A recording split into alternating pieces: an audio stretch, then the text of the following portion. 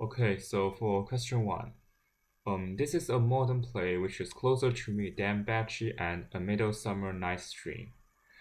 The lines are easier to understand, and so I may practice some nowadays.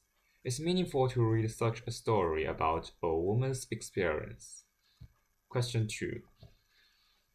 Yes, there are two values. The first one is the growing of females. In this play, as Esther changed her mind and received the court of a Panama man, but finally she found he's different from what he wrote in his letters, and she didn't give up. Got back to her house, the big house, and tried to split all over again. Second is the revolution of theater for African Americans. The playwright is African American, and she tried to change how people thought about Africans. She let African performers step on stage to play such black characters. Question 3. For something I don't completely understand is that Mrs. Dickinson began to question the purpose of George Armstrong. After I checked the previous scenes, I noticed that she was romanced and her husband wasn't her loved ones, but Esther ignored her suggestion.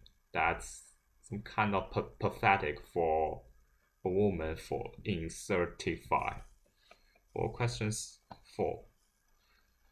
I think this play reinforces our understanding of the African American experience. In Act 1, Scene 4, George officially called to Esther in his letter. She smiled, and her friend Mamie was happy too. Esther expected she would leave this room someday. So, before I read this play, I thought the life of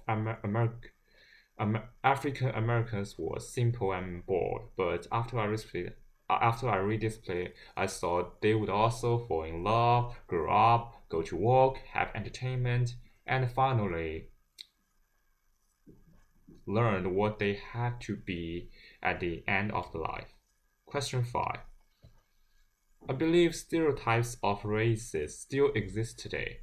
It can be seen from the vaccinations this year. As I know, the majority of Americans who received the vaccination are still white people in each state. About how to overcome it, I think we can change that from education. Diversity of races is the reality, and we should accept that. Question 6. First, would you think people like George Armstrong still exist today? And if you meet such issues regarding with romance, how would you help yourself? Thanks for watching.